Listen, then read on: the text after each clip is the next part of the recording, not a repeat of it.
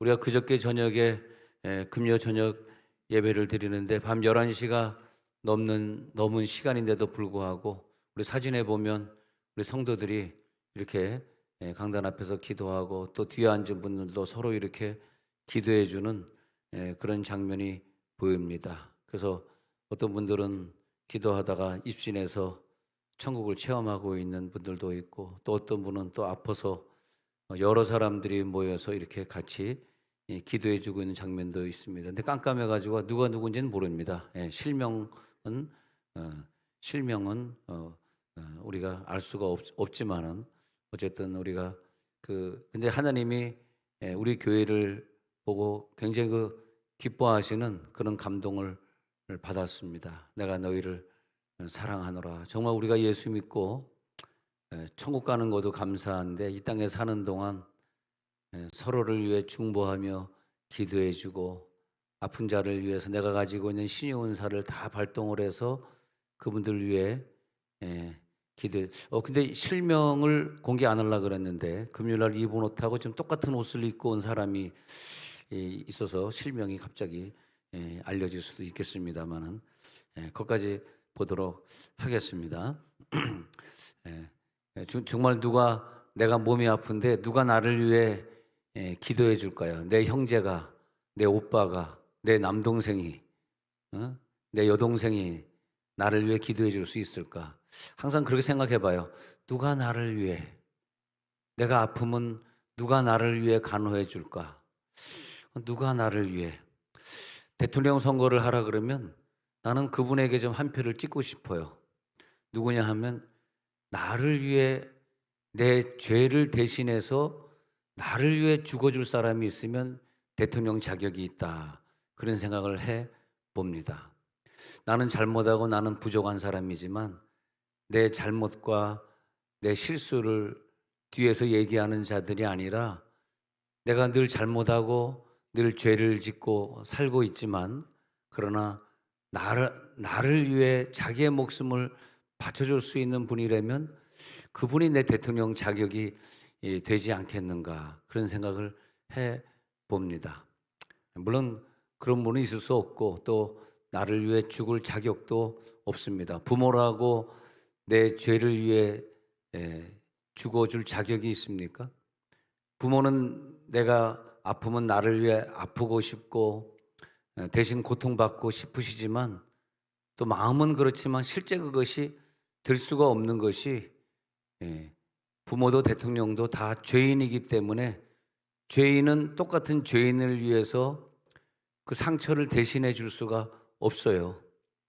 그걸 대신해서 갚아줄 수 있는 능력이 없습니다. 하나님이 그런 룰을 정하지 않았기 때문에 우리가 우리들의 죽음 때문에 죽어지는 그것을 보고 누구도 나를 대신해 줄 수 없다라고 하는 거죠. 거짓말은 어느 나라 사람과 어느 나라 사람이든 관계없이 다 합니다.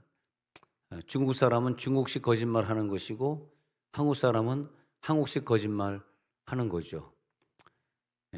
근데 다른 가난한 나라에 가보면은 진짜 거짓말을 많이 합니다. 그렇게 보면은 우리나라 사람은 거짓말을 참 안 하는 편이에요. 그래도 안 하는 편이 이 정도다, 이렇게 보시면 되겠습니다. 우리나라 사람은 거짓말을 잘 안 하는 편입니다. 근데 우리가 거짓말을 하고 죄를 짓고 그런 것 때문에 우리는 할 수 없이 천국에 못 가고, 여기서 누가 죽음을 이길 사람이 누가 있고 내가 늙어가고 있는데 난 늙지 않고 싶어 해서 어린아이 상태로 젊은 상태로 남아있을 수 있는 그런 능력자가 어디 있고 죽음 앞에서 슬퍼하지 않을 자가 여기 있습니까? 죽지 않을 사람이 여기 있습니까? 하나님 앞에서 우리는 그런 자격이 없습니다. 근데 우리는 다 죄인인데 하나님이 우리 죄인들을 사랑하셔서 햇빛을 창조하시고 산소를 창조하시고 이 땅에 즐겁게 살 수 있는 지구를 창조해 주셔가지고 하나님과 아주 풍성한 교제를 나누고 사랑을 나눌 수 있는 그런 축복을 주시고, 우리는 예수를 믿음으로 말미암아 죄의 사함을 받게 되고 이 죽음의 고통을 이길 수 있게 되었다는 것입니다. 얼마나 감사합니까? 그래서 창세기에 보면요, 우리가 죄를 지었는데 창세기 2장 17절을 먼저 보면 읽어봅니다. 시작. 선악을 알게 하는 나무의 열매는 먹지 말라. 내가 먹는 날에는 반드시 죽으리라 하시니라. 예. 아담에게 말하기를, 이 구절이 아담에게 부탁한 걸까요? 아담과 하와에게 부탁한 걸까요? 1번 아담이다. 2번 아담과 하와다. 자, 1번 한번 손 들어보시죠. 1번 아담에게 부탁했다. 아이고 참말로.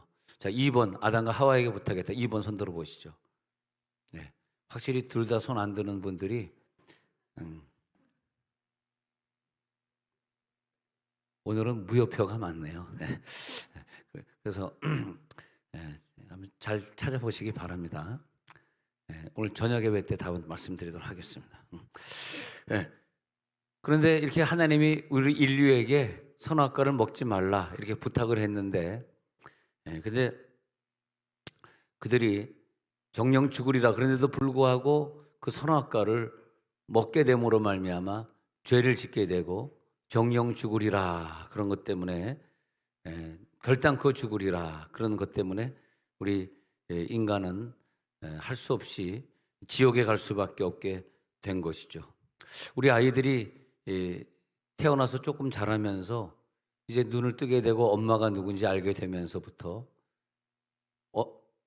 내가 엄마 품에 있어야 되는데 엄마가 교회 와가지고 다른 아이 귀엽다고 다른 아이를 이렇게 잠깐 안았습니다. 그런데 이 아이가 이제 1년하고 조금 몇 달밖에 지나지 않았는데 그걸 보고 막 신경질 내고 화를 내고 울기 시작합니다. 내 엄마를 누가 뺏어갔어. 아니 내 엄마를 뺏어간 것에 대해서 화내고 신경질 내고 우는 것을 누가 배워줬습니까? 악이라고 하는 것, 죄라고 하는 것을 누가 배워줬습니까? 내 장난감을 형이 뺏어갔다고 막 울고 발버둥 칩니다.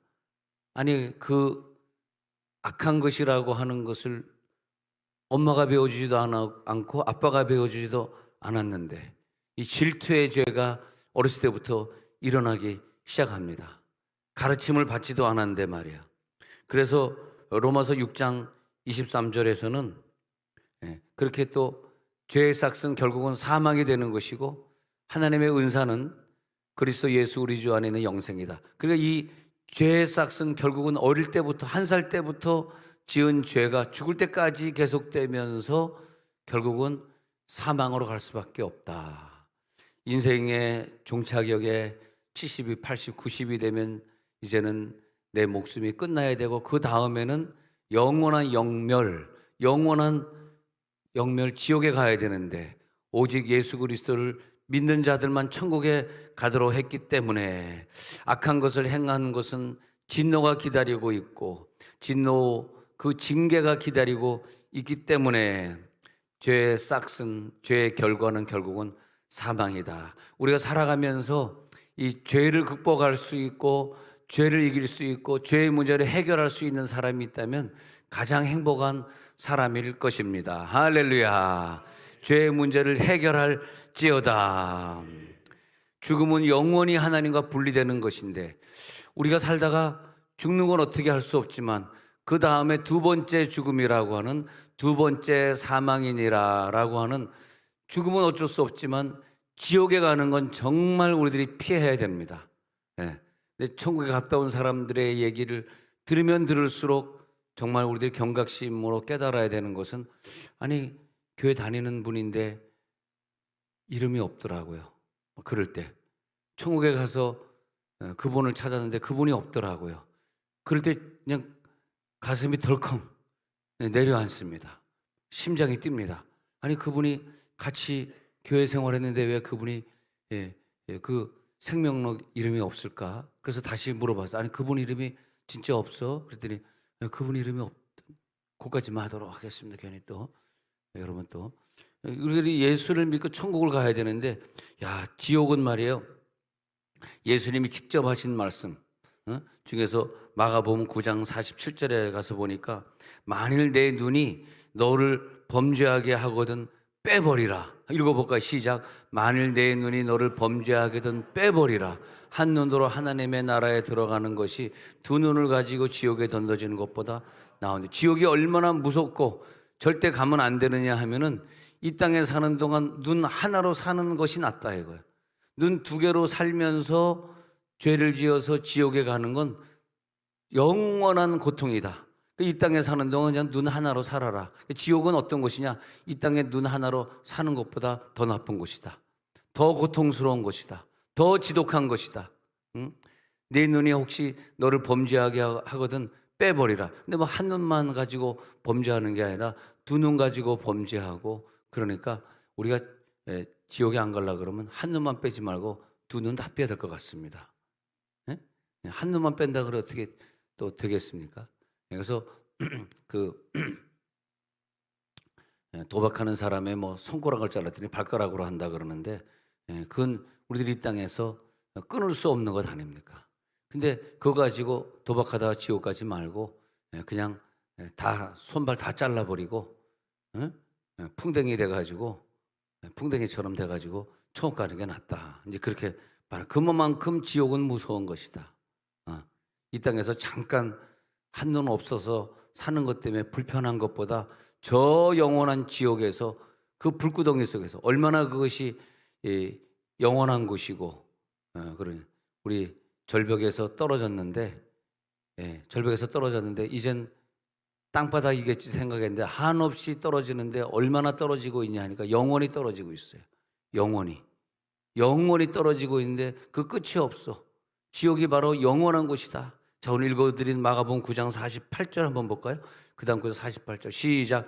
거기에서는 구더기도 죽지 않고 불도 꺼지지 아니하느니라. 아니 구더기도 죽지 않고, 그러니까 그곳에는 동물 식물 뭐가 있는지 모르겠는데 구더기는 있는 것 같아. 그 구더기가 내 피를 빨아먹고 나를 고통스럽게 하는 그 구더기는 그 나를 고통스럽게 영원히 해야 되는 사명이 있기 때문에 죽지 않고, 그리고 나를 뜨겁게 하는 그 불들, 막 다른 구절에는 소금 치듯 하는 불이 꺼지지 않는다 그랬는데 그 불이 꺼지지 않는다. 얼마나 무서운 것입니까? 다른 건 모르지만 여러분 부모님을 절대 지옥 보내지 마시기 바랍니다. 여러분 자녀를 절대 지옥 보내지 마시기 바랍니다. 얼마나 지독한 장소고 얼마나 악랄한 장소고 얼마나 무서운 장소인지, 얼마나 무서운 장소인지. 저는 새벽기도 나올 때 지옥 가기 싫어서 나옵니다. 전 정말 그 지옥이 제일 무서운 것 같아요. 이 땅에서 천국을 많이 체험해 보지 못했지만 지옥을 많이 체험해 보면서 아이고 지옥을 가면 안 되겠구나. 지옥은 얼마나 무서운 곳인지 절대 우리 식구들 보내면 안 되겠구나.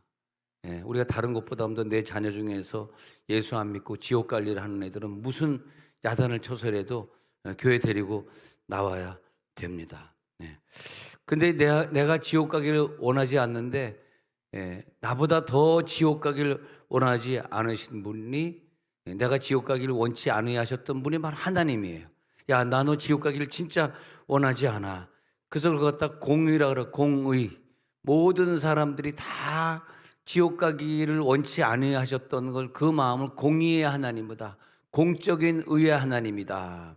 그 공적인 의의 하나님, 공의의 하나님이 우리들에게 형벌을 주셔야 되지만, 그게 의지만 공의의 하나님은 형벌을 주지 않는 방법을 생각해냈습니다. 어떻게 하면 이 사람들이 천국에 올 수 있을까? 율법을 주시고 선지자를 보내시고 사도를 보내시고 어떻게 해서든지 죄를 짓지 않고 천국에 가도록 그렇게 하셨는데, 그런데 이 사람들이 계속 죄를 지니까 선지자가 와도 말을 안 듣고 사도가 와도 말을 안 듣고 다른 사람들이 와도 말을 안 듣고, 그러니까 율법을 행하면 천국 보내줄게 했는데도 율법을 또 어기게 되고 계속 반복하게 되고, 그러니까 할 수 없이 이 천국 가는 방법으로 내 고난을 대신 짊어질 분을 이 땅에 보내신 것입니다. 내 고난을 대신 짊어질 분, 그분이 대신 짊어질 분이 누구냐? 아들 예수를 보내자. 이 사람들 위해서 대신 형벌을 받을 사람을 보내자.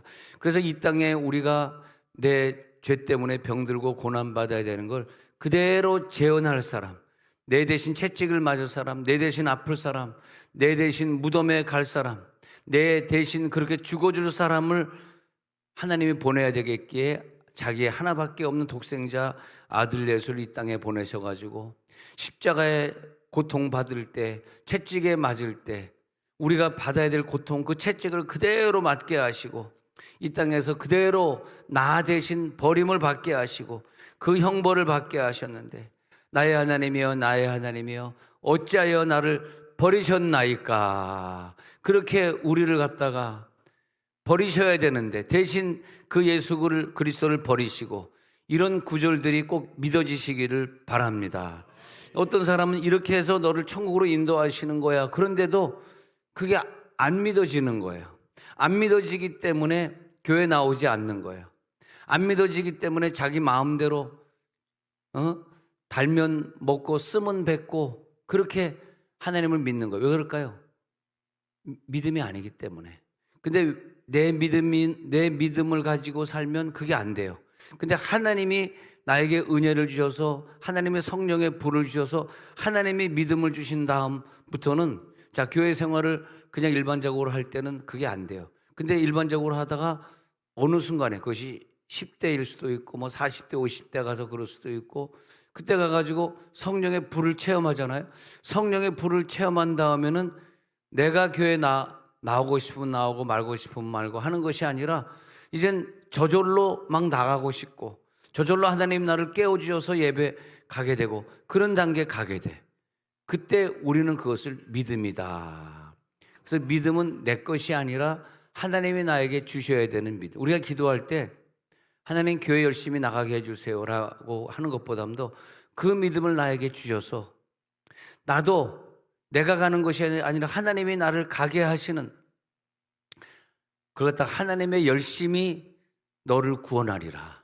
내 열심으로 내가 구원받는 것이 아니라 하나님의 열심히 너를 지옥까지 못하게 하리라. 그런 혜택을 입은 자들은 얼마나 큰 축복입니까 이게. 할렐루야. 내가 오늘 나오고 싶어서 나온 것이 아니라 하나님이 나에게 나올 수 있는 마음을 주사, 그래서 의인은 믿음으로 말미암아 살리라. 근데 내가 열심히 노력하는 그 믿음이 아니고요, 하나님이 믿게 하신 믿음으로 말미암아 살리라. 내 속에 주님이 계셔서 나에게 믿음을 주사 그 믿음으로 사랑하게 하시고 그 믿음으로 헌신하게 하시고, 근데 내 지정의가 살아있는 사람, 내 지식이 아직 꽉 차 있고 내 감정으로 살고 내 결단, 내 의지로 살아가는 사람은 이게 안 되더라고요. 그래서 마귀는요, 내 지식과 감정의 세계와 내가 결정해야 되는 그 세계를 꽉 붙들고 있는 거예요. 근데 내가 성령을 받은 다음에는 내 지식을 이제 깡 무시하게 돼. 내가 뭐 안다고 얼마나 알아? 나는 내 지식이 없어. 그 다음에 내 감정의 세계 있잖아요. 내 감정의 세계, 뭐 기쁘다, 좋다, 뭐 나쁘다, 이런 감정의 세계가 어느 순간에 없어지고 성령의 감정을 따라 살게 돼. 할렐루야. 이것은 이제 인격적으로 만났다는 게 뭐냐면 내 지식, 감정, 의지를 마귀가 지배하지 않고 이제는 성령이 지배한다. 그래서 인격은 지식, 감정, 의지 세 가지를 인격이라고 그러거든. 그래서 인격적으로 만났다. 그걸 인카운터라 그러는데, 인격적으로 만난 만남이 그냥 글자 그대로 하면 잘 이해가 안 되는데, 그게 언제 이해가 되냐 하면 뭐 한글 사전을 찾아서 이해가 되는 것이 아니라 인격적으로 만났다는 게 무슨 말이야? 난 이해가 안 돼. 뭐 불 받았다는 거야? 교회 다닌다는 거야? 구원을 받았다는 거야? 어떤 사람은 나는 하나님을 인격적으로 만났습니다 간증하는데, 인격적으로 만난 게 뭐지? 언제 깨달아지냐 하면요, 이게 중요한 거다 진짜. 언제 인격적으로 만났다는 게 깨달아지냐 하면 답은 뭐냐면 인격적으로 만났을 때 깨달아지는 거예요. 할렐루야. 듣고 계셨군요. 멍하니 계시길래 듣고 있나. 인격적으로 만났다는 게 깨닫지 못한 사람이 있고 인격적으로 만났다는 걸 깨달은 사람이 있어. 근데 누가 깨달았나 봤더니요, 인격적으로 만난 사람이 깨달았더라고. 더 어려워지네. 목사는 그러지 말고 풀어주세요. 3부 때 풀어드리도록 하겠습니다. 3부에 가서.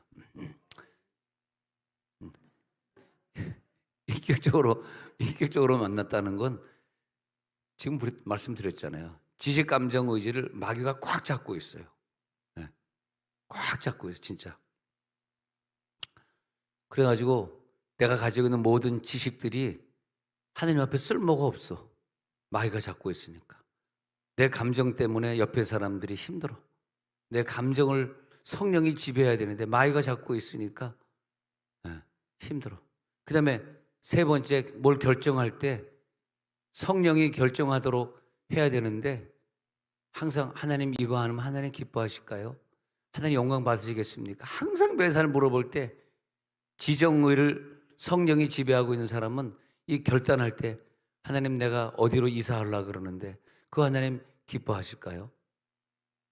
어떤 분은 정말 그 은혜가 되더라고요. 그 은혜가 돼. 교회 요즘 바로 앞에 단지 14단지 살면서 거론하고 있는데 14단지에 살다가 자기가 이제 삼생활권의 아파트가 있으니까 이게 비워주고 자기 산 아파트로 가야 되니까 갔는데 거기서 좀 몇 달 있었는데 이제 딸아이가 갑자기 아픈데 세상에 의사도 못 고치고 병명을 알 수가 없는 병이 걸린 것 아닙니까? 그래가지고 내가 카운트해 보니까 한 40일 정도 된 것 같은데 밥을 못 먹으니까 세상에 밥을 못 먹으니까 링걸도 안 들어가고 이젠 다 죽게 된 거예요. 그때 이제 부부가 저 맨 뒤에 앉아서 기도하고 있어. 딸은 이제 움직이지 못하니까 집에서 이제 휠체어도 못 타고 이제 침대에서 이제 다 죽었다고 봐야 됩니다. 삐죽삐죽 말라가지고 이제 뼈에 이제 가죽만 남은 상태인데 그때 저 뒤에 지금도 기억나요. 저 뒤에 앉아서 부부가 막 울면서 목사님 회개합니다. 뭘 회개하냐고 당신 얼마나 감사하냐. 산부 예배 때 찬양인도 그 얘기하면 실명이 나오는데 오늘 이상하게 자꾸 실명이 나오네요. 산부 예배 때 찬양인도 하면서 잘 봉사하고 있는데 뭐가 그렇게 회개하냐 그랬더니 목사님 눈물로 회개하시더라고. 나 모집사라고까지는 얘기 안 하겠습니다. 그런데 회개하면서 교회 앞에 살다가 아파트 때문에 강 건너편으로 이사 가가지고 더 열심히 나와야 되는데 좀 차 타고 나와야 되는 것 때문에 가끔 예배 빠지기도 하고 그걸 회개한다는 거야. 아니 뭐 삼생활권에 사는 사람들 다 일로 이사 와야 되겠네? 할렐루야, 할렐루야. 뭔가 자기가 어느 순간에 그걸 깨달았다는 게 중요한 거더라고. 어제보다 오늘 내 성장이 뭐냐면 어제는 내가 이렇게 생각했는데 오늘 목사님 내가 이걸 깨달았어요. 뭐 별것도 아닌 것 같은데. 아니 뭐 14단지에 살면 어떻고 삼생활권에 살면 어떻습니까? 삼생활권에 사람들 다 아픕니까? 그건 아니잖아요. 근데 그걸 자기가 깨달은 거야. 그냥 자기 의지대로 하나님께 안 물어보고 이렇게 하면 영광 받으시겠어요? 하나님 이거 기뻐하십니까? 이걸 물어봐야 되는데 그냥 이사 간 거야. 아니 그랬다고 아팠겠습니까? 나는 그렇게 생각하네. 그렇다고 딸이 아프면 뭐 다 아프게? 그렇다고 딸이 아픈 건 아니죠. 그러나 그는 그렇게 하나님 앞에 고백하는 거야. 이것 때문에 아픈 것 같아요. 교회 앞으로 다시 전세 얻어서 이사 오겠습니다. 그런 거예요. 아니 그 많은 돈을 손해를 보면서 뭘 또 이사로 오냐? 안 오지 말지. 그럼 별거 아닌 것 같은데 그 작은 깨달음이요. 굉장한 은혜더라고요, 그게. 그 깨달음으로 아이가 난 거 아닙니까? 그래가지고 4학년 때 그런데 지금 6학년인데 뭐 6학년이 되고 뭐 근데 뭐 그냥 6학년 때는 말이에요. 육상을 얼마나 잘했는지 자기 학교에서 육상 1등을 했다는 거야. 얼마나 운동을 잘하는. 육상뿐만이 아니라 요즘 와서 교회에서 탁구 치는데 우리 딸아이가 탁구도 잘 치고 말이에요.